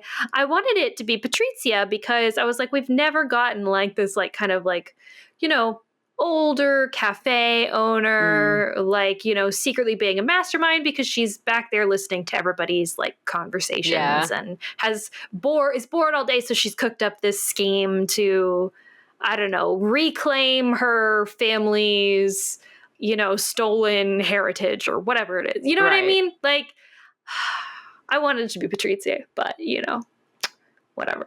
That's funny. That does bring us, though, to now 2 game culprits who have gotten away, which is very interesting. So, wait, who's the other one? Dwayne Powers, Ransom of the 7 Ships. Right. He gets away at the end, and then there's something about like how they just found his boat and the life jacket and nothing in it. Yeah. That's right. So, I mean, I think he drowned, but he could have gotten away theoretically. True. So, and this is only the second time that they've ever done that. So, well, we've also had so many characters being, like, like, you wait, Nancy Drew, like, I'm gonna get you kind of a vibe at the end of everything. Did you know it's only 2? It's only Helena and Anya say, "I'll be back for you, Nancy." Oh. They're the only ones. So that's why people are like, get this theory that the 2 of them will work together someday. All right. Okay. So, I don't know. I kind of love it for that reason, but. Oh, I'm just pissed that that's kind of the way that we end it, though, because it feels like such a cliffhanger. You know what I mean? Unless they're going to have us another game in like 2 years and it's going to be a follow-up to this. Like, they need to answer this pretty soon if they're going to do anything with it, Yeah. So. I don't know. We'll see. Yeah. You never know. Okay. Goodness gracious. Where do we want to start? Oh, do Adela and Zane have a thing? Oh, is it implied? Yeah, they definitely are into each other. I don't think that we're supposed to think that they've ever met prior to this, but I'm curious if they have plans for like bringing Zane back in the future. Because it's really weird not to just have the Hardys be our point of contact and like, can you look this up for us or something like that? And like, they have to have a reason to bring this man in and to animate him, Yeah. Like, I don't know. I feel like that was a lot to do with him if they don't have any plans for later. Yeah. But. Interesting. Well, but then if he's going to be a recurring character, then is Adela going to be a recurring character? Because if they're making them a thing, I hope not. Like, why would they do that? Who knows? Interesting. Okay, but that does bring me to something else that I really want to talk about, which is Nancy and Ned's relationship. Yes. I feel like this is oftentimes one of the first topics we come to is the relationship drama. And I want to talk about that too, but except it's like the inverse of that. It's like the lack of drama. Yeah. And I feel like this game like kind of was like purposefully trying to roll back the Ned and Nancy relationship issues that they used to bring up, that they even brought up in Midnight in Salem. Yep. Like, Who was that girl on the phone, Ned? We still don't have an answer. The whole giggly girl, the spring break trip. Yeah. Uh-huh. So we don't talk about that at all. We don't talk about it. And we don't play any kind of like level of discomfort in their relationship between them at all. Like, I feel like we go out of the way. Even so, at the very beginning, Patrizia even tells us, she prompts Nancy, she says, oh, like, do you have a boyfriend back home or whatever? Or she says something about her boyfriend, and Nancy specifically says that Ned has a full life when we are away. I noticed that. I was like, somebody went out of their way to put that in there. We got some Ned defenders at Her Interactive these days. Yeah, I was like, that's very interesting, because I feel like in games past, it would have been kind of like an awkward moment. It would have been like, oh yeah, haha, yeah, like we miss each other, huh? You know? Yep. Like, but instead it makes everything seem like, oh no, we're really happy and everything's fine. And whenever she's talking to Ned, like there's zero drama, and they do a lot of work when they're talking to, like, talk about their first date and like all this like romantic stuff to like try to like build up their relationship and say, see, everything's fine. Nothing to see over here, you guys, like everything's fine. And it's just like, where are we? Where are we living? We only get that little bit of Ned disappointment when she brings up Frank. That's all we get. Yeah. That's it. That's it. Interesting. It doesn't read, it reads like someone is trying to roll back the negative like relationship drama that they have had. It's like an erasure is what it feels like. Yep. And I don't like it. Yeah, it's very interesting. I think it would be one thing. I totally understand wanting to roll that back and like, or you know, like shift gears, right? I can appreciate the desire to be like, no, like we don't want to do like a Francie thing, whatever, fine, okay. Nobody's gonna like that, but fine. You know, do what you want to do. But it feels like an erasure. And I feel like instead, if throughout this game, if they had like addressed it, like, and been like, you know, I know things have been rough or whatever, but I'm so glad that you're helping me with this case, Ned. I miss you so much. Blah, blah, blah. You know, like we could have done that kind of relationship building without just like pretending that the drama never happened, you know? So... We need an explanation about the girl on the phone in Midnight in Salem. Who was the girl? Who was giggling? Who was that bitch? What is happening, Ned? And now all of a sudden, can't wait for you to be home. See you tomorrow. Yeah. Baseball game. Yeah. And then that would have made the joke at the end land so much better. Like if this whole thing had been like, you know, Ned being like, yeah, you know, like I know in the past I've, you know, sometimes gotten upset when you miss things or whatever, but I understand better now that like this is you and I love you and I love the way that you are and I love how much you know, go after mysteries or whatever. And so count me in. I'm here for you. I'm going to, you know, do all this stuff or whatever to help you. And then at the end to have Nancy be like, oh, actually, I'm going to Vienna. Psych. No, I'm just going to be home tomorrow. You know, that would be funny. That would be funny because it would be like an understanding of all of this stuff that they've resolved in the game, you know? And in showing that, like, Nancy's not actually going to Vienna. She is going home to see Ned, you know? Right. Like, that would work so well. Yeah. Anyway. Oh, well. I could have used more Hardy Boys, too. Like, if we're going to possibly have the Francie drama, I need a lot more Frank in there, too. Because I feel like we just got that one conversation, didn't we? The one phone call? That was it. I think they may have texted or something. But, well, also I thought it was interesting, too, in relation to the Hardy Boys. I think Nancy says at some point that, like, she hasn't answered Frank and Joe's question about, like, starting a detective agency. Right. Which I thought was interesting. They even referenced that because I assumed that they would kind of just like, you know, forget about it. If it was a game that the Hardy Boys weren't in, you know, but she references it, which makes me think, is this something they really are going to seriously explore? Or is it just a silly plot point, you know? I don't know. Do we have more Hardy Boys, Nancy Drew crossover games coming up in the future? Oh, I sure hope so. I sure hope so. Like maybe they'll do like a trial run, you know? Mm-hmm. Mm-hmm. Like, wouldn't that be fun? Yes. Yes. And then we can decide, like, maybe Joe or something is like, you know what? I'm really more of a independent. Yeah. This was fun and everything, Nancy, but we got to go do our stuff. You know what I mean? Like, Frank is too mopey when he's trying to solve cases with you anyway. Yeah. Like, yeah. Anyway, okay. So we've established that Radek is who is dressed up as the skeleton dude, and he is, following Nancy around to quote unquote spook her or get her to find the keys faster or whatever. I don't know. So you're telling me that Radek can walk through walls? Yeah. Or gates or whatever? Did they not explain that? Was that a glitch? Was that not supposed to happen? Or, because, like, how are we writing that off? And how did a fog hold a note? Yeah. Where's the fog from?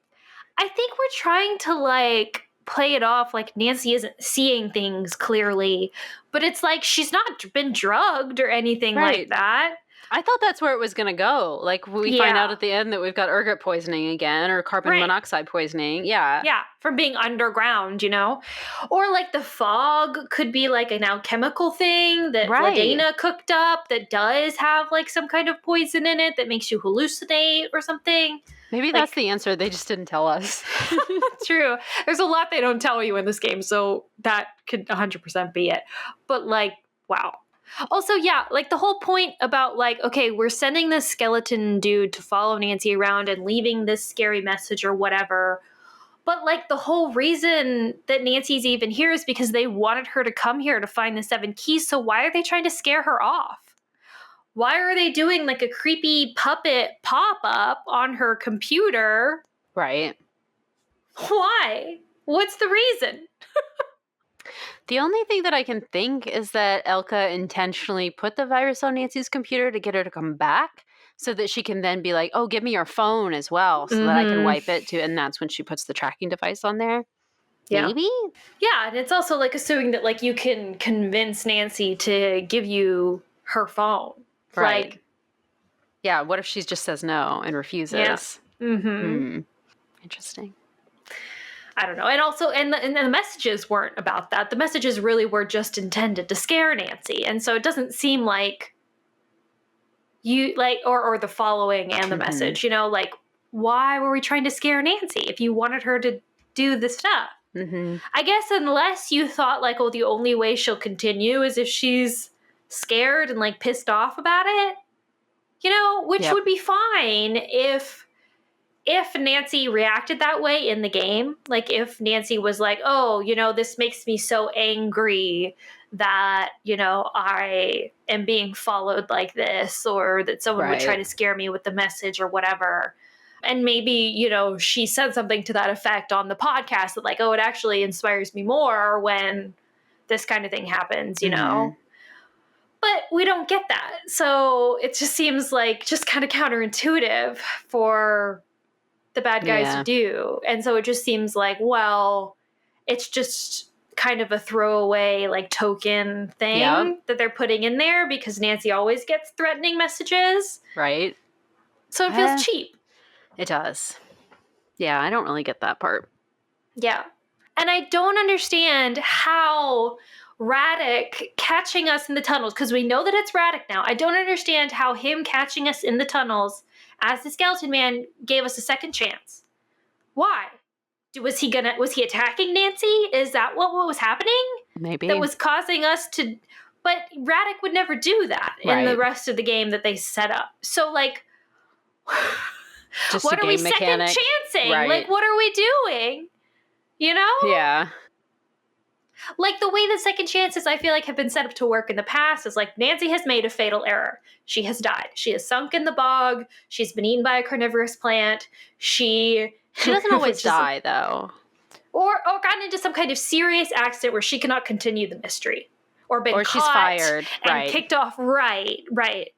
But what's the situation here? We get caught by the man who is set to follow us, to scare us, but never actually do anything to actually permanently injure us or stop us from doing the case, because actually the reason why he was here was to inspire us to do the case. Yeah, I don't know. So that bugged me. Yeah. Oh, well. Yeah. Another thing that bugged me is the Leo being missing thing, because we have no evidence to say that he has actually been kidnapped, but Nancy just knows that he has been kidnapped, and then it turns out to, yes, actually have been kidnapped.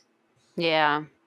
Like, everybody said he got on the plane to Rome. His assistant said that he went to Rome. The police called the airline and they said that he went to Rome. The only evidence we have is that he is in Rome. Right. But then suddenly he's at knife point in the vault with Vladena. Right. Also, here's another plot hole. Yeah. On his calendar, his biometric scan appointment was listed to be the week after he came back from the trip. They did explain this, that they moved up the jewel appraisal thing. The jewel appraisal, but not the biometric scan. Oh. The biometric scan was of him, right? They don't talk about that. It's only on the calendar. Right. And so what else is he getting biometrically scanned for if not for the security for the vault security? Maybe they moved that up as well and just didn't put it on the calendar? Well, but then why? Don't know. That's what I'm saying, is that's a plot hole. Yeah. Like, that's impossible. Right. Oh, well. Yeah, let's see what else. Oh, yeah, so, like, it's implied that Elka was looking up flights to Rome, I guess, to try to get information on what flight Leo was going to be on, maybe? And maybe she did some kind of hacking thing to make it seem like he did get on the plane and did check in to his flight when he didn't actually, and that's when Vladena intercepted him. Like, I can understand that as being the explanation, but we never get that reveal. We never say that that's what happened. We never know when Vladena did kidnap Leo. We don't even really get confirmation that she was holding him. It's just that his playing card was down there next to that sleeping bag, so I guess you can assume that he was down there. But he could have been in on it. He could have been working with Vladena. You know, like, we don't have any evidence, even at the end of it, that that's not the case. The Rome thing, it does feel like they meant to wrap that up later and just weren't able to or forgot. Who knows? But, like, I definitely felt like we were going to get more of that and just never did. Yeah. Yeah. I already need to replay this game to try to answer some of these questions for myself. I feel like having only played it once so far, there's so many things that it's like I'm forgetting details, you know? Yeah. And then I think the last thing and the last plot hole, actually, this may not be the last one, but the other one that's standing out to me as being really glaring is, like, the order of events as far as what has happened to the necklace. Right, yeah. But a lot of that, yeah, and I just don't know if that's just them being purposefully confusing in order to, like, make it not clear who's responsible for the gems or whatever. But, like, Adela tells us one story and Vladena tells us another story, and Vladena's story contradicts itself and Adela's story contradicts itself too, and then there's, like, second shine in the middle of it, so that's very, very confusing for me. Is, like, whether or not when did Vladena do the appraisal, fill out that appraisal sheet that she did? Was that the very first time that she's seen it? Because she did say that Second Shine did the original entry in Dagon. And so was that the second time when she realized the gems were fake? Because on the appraisal, it doesn't say that the gems are fake. So it doesn't make sense if she didn't do the first appraisal, the first entry into Dagon, and even she says that no one else should have been able to edit that entry in Dagon. Right. Except for her. But then Second Shine doesn't say anything about the appraisal. And so when we look at it, we're, like, comparing, like, I think, no, we are. When you look at the Dagon entry the second time that, the dates don't match. Zane gave us, no, it looks like it was done by Second Shine. Not Vladena. That is confusing, yeah. But yet the only thing that it says is that the dates don't match. Right. Well, clearly one appraisal was done by one person and another appraisal was done by another person. But that's not supposed to be how it works, right? Nope. It's a provenance system, right? So there's one entry for the one item. It's supposed to, yeah.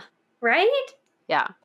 So I don't I don't get that. Oh, yeah, okay. That was it's a little convoluted, yeah. Mm-hmm. Also, okay, I don't understand. This is not really a plot hole, but I don't understand why we don't investigate Oscar more thoroughly, because there's a lot mentioned with him that we just don't ever go into. Like, Nancy briefly mentions how, the gems were stolen under his care or whatever, from the museum. But then Ladena also mentions that there was like a theft at a museum in London where Oscar was working, and then he like left. And so why did we never look into that? It just seems like there are clearly other like related crimes that have been happening that we're just not interested in at all. Yeah, we're not looking into these other jewel thefts even a little bit. We don't even ask Zane to like look into them or get us information on them or anything. Like, that seems wild to me. Yeah. I feel like we could have had so much more character development. Like, there felt like there should have been another conversation with Oscar or some other piece of information that we learn about him that we should go be able to interrogate him about. I just would have liked more character development for sure. I agree. Yeah. This is okay. Is it just me, or is Merrick like super hot? No, you're right. Okay. I don't know if it's just like me and my like old man like fetishization of older men, but Merrick really does it for me. You know what I mean? Yeah. I was just thinking about that when you were talking about characterization. I was like, speaking of characterization, we want to talk about, let's rate who's hot or who's not. Merrick is firmly in the hot column, okay? Radek? Not. Not. He's cute, but not hot. No, but I agree with you. I think, in general, I feel like the characterization was lacking for some folks, maybe all of them. I just wish that we got a little bit more with each character, just like little quirks or little catchphrases or, things about their environment that were like, token of them, you know what I mean? So like I understand that like with Leo we got the cards or whatever, but we literally spoke to him twice in the entire length of the game. Once was at the very beginning, once was at the very end, literally the very end, so it's just not enough. And then we don't get anything about Oscar's backstory. The only one who I think is sufficient is Vladena. Even Adela, though, I have way more questions about Adela. Elka, I think, was pretty good. I feel like we did get backstory with Elka, but it was only the information that was 100% relevant to the mystery. And I feel like you can't do that. If you're going to give someone backstory, you got to give everyone backstory and give us some red herrings, Give us something about Elka's mom, but also make her mom be nothing to do with it, Or not that specifically, but like have other things that it's like, okay, we know that you're mentioning it only because it's important, because that's all that you've done so far. Yeah. So I just wish that there'd been a little bit extra to pad it out better. And like with Merrick too, it's like we get just like the briefest of mentions about how he was doing all this stuff Residente back in the day or whatever, but like we don't get any more information about that. And it was like, I need to know more about that. Like I need to know so much more. Yeah. Radek I thought was good though. Radek I think was probably sufficient. Yeah. I wish there had been maybe a little bit more in his like little cart thing for the puppeteering that spoke more to his backstory and what else he's doing. Because is he a student? Are we supposed to understand that he is also a student? Like no Elka? Clue. Yeah, we have no clue. Or is he just doing this puppet thing full time? Like I want more information about that in his little trailer, or like a message from his mom or something. Just something like little. Keep it up, sweetie, I love the puppet show kind of a thing. You know what I mean? Like anything like that. But also, so if Radek is a part of Residente, then one of his parents probably was too, or is too still. Maybe, yeah. It's true is what they say. If it's truly passed on, then maybe having a parent message would. Yeah. Or maybe Radek has like weirdly like a message from his mom, but it's weirdly encoded. It's like, why is that? Oh, because mom's also in Residente. Right. Yeah. Uh-huh. Or like maybe Radix an orphan and he doesn't know how he became part of Residente or something. I'm just saying. Yeah. All of Like, these things could have been good stories. Just little things that we could have put in there too. Yeah. You know? That were Aw. just anyway. Yeah. Yeah. But yeah, I agree. Let's see what else. Oh, they made a Treasure on the Tracks reference. Yeah, I love that.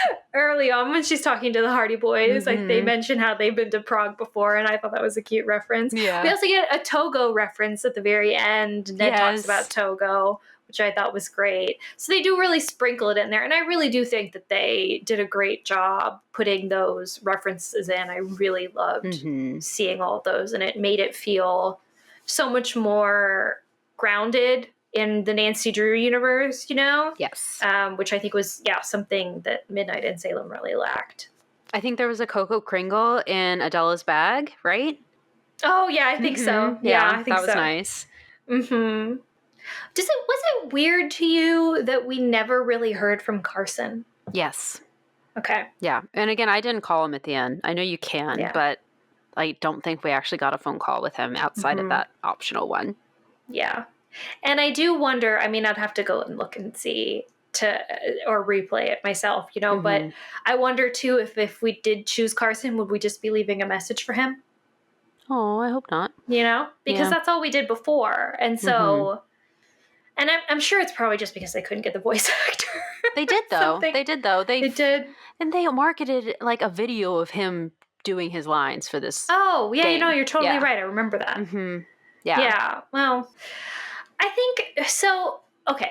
So I do love how this game and even Midnight in Salem, how they integrate the texting bit into the game. I think that is beautifully well done. It's pretty seamless and it makes a whole lot of sense. But it does make me miss like being able to call our contacts whenever you want to. Yeah. And I know that like you can call people whenever you want to sometimes in this game, but you just get a voicemail, so you can't actually like speak to them. And I know that when, you know, you did that in the past, sometimes it would be that you don't have anything that you can speak to that phone character about. And so it just kind of becomes a like, hi, see you later kind of a call. Right. But I don't know, there was just something so much that felt so much more like I was choosing to do things. Like I was seeking help, me as a player and me as Nancy. Whereas in this game where they literally tell you like, oh, you need to text Ned or, you know, call Ned or text the Hardy Boys or call Agent Zane. Like they literally tell you when you need to do that. Like it made it feel like, well, it's less that I am acting as the detective in this and more that I am just following the story that they've set up for me to follow. That's fair. That's very fair. Yeah. And I miss that, you know? I wish that had been different. Yeah. So. And there was always, in the old games, there was always some sort of side plot that didn't matter at all. Yeah. Like Ned, Bess, and George are at a pool party together, you know, or Bess and George are painting their bedroom and got paint in their hair, and it's like make jokes about it, and you get to call and like get updates on that throughout the game. And again, it's inconsequential entirely, but it's always, it adds to it. It's always so nice and fun, and but we don't get that at all. Like we don't ever hear what Ned is doing at all during this time. Yeah, even though we're like literally speaking to him every day. Yeah, it just seems like a little bit of a missed opportunity. Yeah. Oh well. Another wishlist item. Like, please just give us more of that, and also give us Bess and George because we haven't seen them in a game in a while. I don't even need them in person. Oh, that would be great. Mean, it also it does double things, right? Like it allows us to see ourselves as being Nancy, as kind of like being away from the rest of like normal life, right? So it marks Nancy as being different when we have that contrasted, like what we're doing as Nancy being contrasted with what's going on in like the normies life. So we get that, but then we also get like, you know, more like character building opportunities, like for those characters and for Nancy's relationships with those characters. And also it allows us to like slow down in the mystery a little bit. It provides like a really good like break from being like, oh yes, gosh, it's really intense. I just got chased by a skeleton. Well, now at least I can hear about this random, goings on that's happening like across the world. You know what I mean? So it's a good break for the player to be like, okay, well, that was intense, that was scary, or I just had to do all this stuff to solve the puzzle. I get a little treat by hearing this funny joke that Joe says, about Frank, So yeah, I feel like that was missing. Some of the levity, I think, was missing overall. But yeah. Oh well. Well, I've got a little theory. Okay, let's hear it. And I kind of mentioned this at the start of the episode. And I will say as well, I watched Wizard Kitten, who makes a bunch of YouTube videos about Nancy Drew. I watched her review of this game, and she said a little something that got me thinking. And she kind of had a little bit of this theory, and I'm going to expand upon it here. But I think Her Interactive's history is repeating itself. Oh, in a bad way? I used to think that. And then she said something that made me think a little bit more, and it made me think about the future of Her Interactive and like, okay, what could be next year? And I think that if we look at the history, all signs point to something good for the future.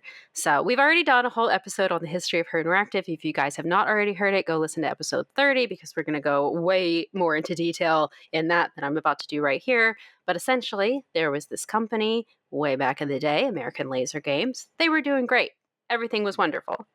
And then they decided to go in a little bit of a different direction than anything they'd ever done before. They decided to, create Her Interactive. That was the different direction that they were going in. And then had to lay off all of their staff because things did not go super well. And then had to move their office locations for the very little staff that they did have left. And then things got kind of better from there. They released their first Nancy Drew game, Secrets Can Kill, and it was like fine, but it didn't get a lot of traction. Describe it however you want. Back in the day, in the 90s, it was probably a pretty good game by today's standards. Obviously, it's a different story. Right. And then they released Stay Tuned for Danger, which was a marked improvement over Secrets Can Kill. We actually have fully animated characters, 3D characters this time, rather than actual just illustrations that are pasted into the game. But then Message in a Haunted Mansion happens, and it kicks off like crazy. Yeah. We're in big box stores for the first time. We're on Amazon for the first time. These games are getting real traction. And that's what leads us into 2001, which is when they start their 2 games per year trend, right? Okay, so fast forward to 2015, the company decides to go in a completely different direction that they've never been in before. They decide to go with Unity. They want to do free roam, right? We have bad financial problems. We have to lay off all of our staff now, right? So we have big layoffs again. And then we don't move offices, but then COVID happens and they give up their physical office. So now we have a brand new transition there. And then they release Midnight in Salem, which is going to be drastically different from all of their previous games, just as Secrets Can Kill was, but definitely had its downfalls, was not hugely popular, didn't have a lot of sales as far as I know.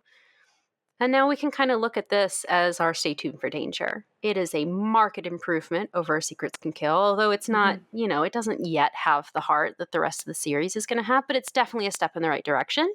Yeah.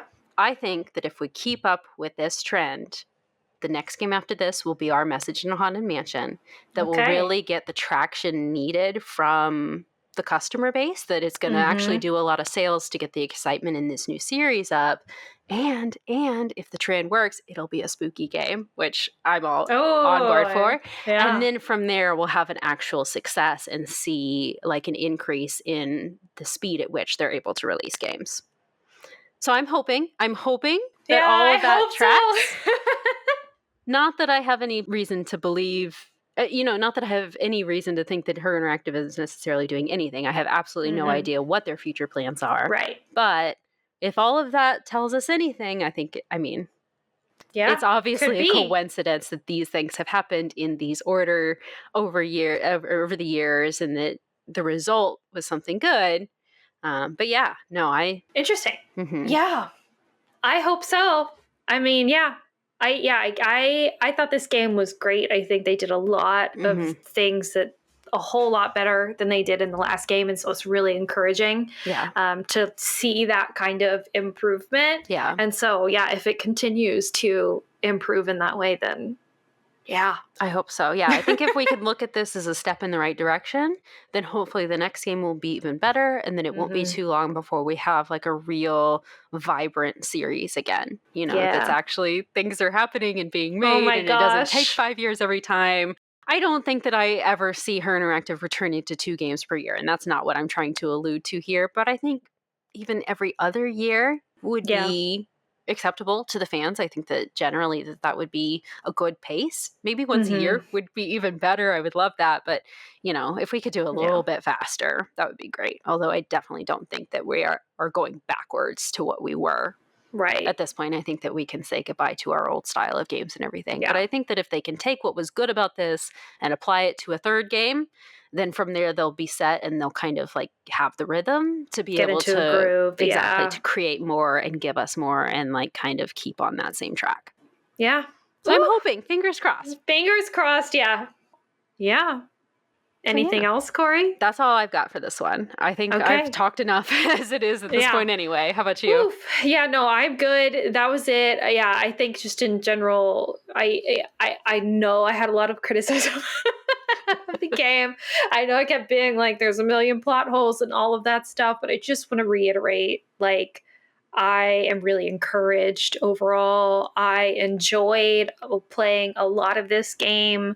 And so even though I did have things that I think should be different or better or whatever, that does not mean that I think that this is a bad game or that, this game shouldn't have been made or anything like that. I really am pleased on the whole with this experience. And I'm really excited to see what else we can expect in the future. So. Yeah, I genuinely tried to go into this game with like no expectations. I didn't want to put anything onto it before I got the chance to play it. But yeah, at the same time, like I really genuinely didn't expect to like it as much as I did. Like I'm really happy with how well it turned out. You can definitely feel the heart and the passion for this series that got put into it that was unfortunately lacking from Midnight in Salem. So yeah, I really, really love the edutainment value. I love the setting. I think Prague's just a beautiful city, and I'm really glad we got to see a little bit, learn more about it and everything. Of course, we've got our wish list items, but the premise itself was just absolutely fantastic. The vibes were really, really good. So overall, I have a lot of positive things to say. Yeah. And have said, obviously. So. Right. Cool. Flashlight score? Oh God. Why does it surprise me every time? Why is it? We do this every single episode, and every single time we get to the flashlight score, I'm like, oh gosh, yeah, I gotta rate it now. Oh my God. Oh. What rating did I give Midnight in Salem? I don't even remember. I don't remember. Yeah. You mean to find out? I could go back and look. No, it's okay. Let's see. No, I'm rating it independently. I want to give it a 3.5. Okay. Yeah. Because I think there were lots of things I liked about it, lots of things I didn't like about it, and so it all kind of evens out in the middle. But overall, I am pleased when I finish. Like, I'm happy about it. Okay. And so that's where that 0.5 comes from. You know what I mean? It's nice. Like good and bad, but ultimately just a little good, Yeah. Yeah. What about you? I'm going to give it a 4. Okay. I do definitely see myself replaying this. I don't think it's, of course, it's not quite at a 5. There are a lot of things that could be improved upon, of course, things that were a little bit lacking in the game. But overall, I do think that it's like, I'm trying to think of something else that I gave before, like Waverly Academy, Legend of the Crystal Skull. I think I like it just as much as I like those other games. It's no Shadow Ranch. It's no Last Train to Blue Moon Canyon by any means. I thought we gave Crystal Skull a 5. Maybe we did. I thought I gave it a 4 for some reason. We may have. It may have been a 4, but anyway. It's not quite A tier, but I do think that it's getting there. I definitely do think it's getting there. So yeah.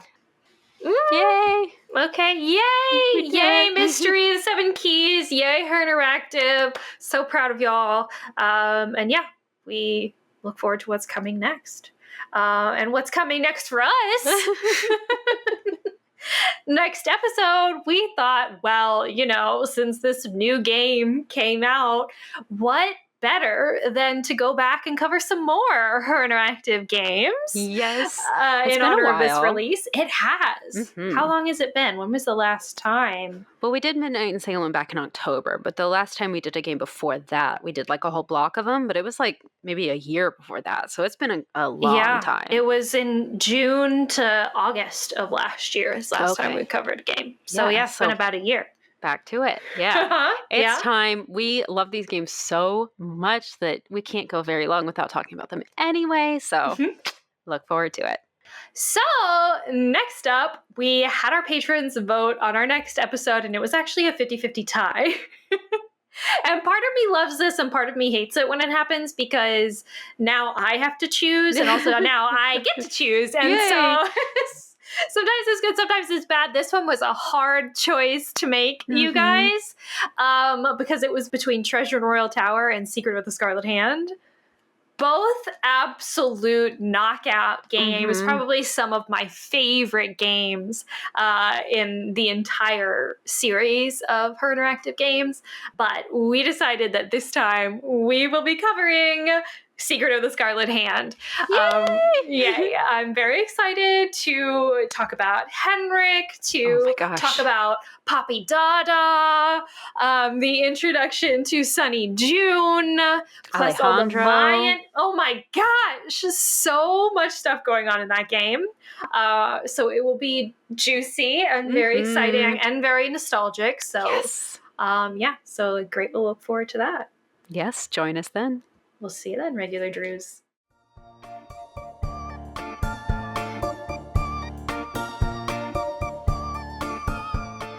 Thank you for listening to Regular Nancy Drew. Email us at regularnancydrew@gmail.com. If you like this episode, make sure to rate, review, and subscribe. You can also follow us on Instagram at Regular Nancy Drew and Twitter at RegularND. You can also support us on Patreon. Patrons at the $3 level vote on upcoming episode topics and get exclusive access to our Scoop Sesh series. And all patrons receive early access to each episode as well as weekly bonus content. And to all you regular Drews out there, thanks for listening.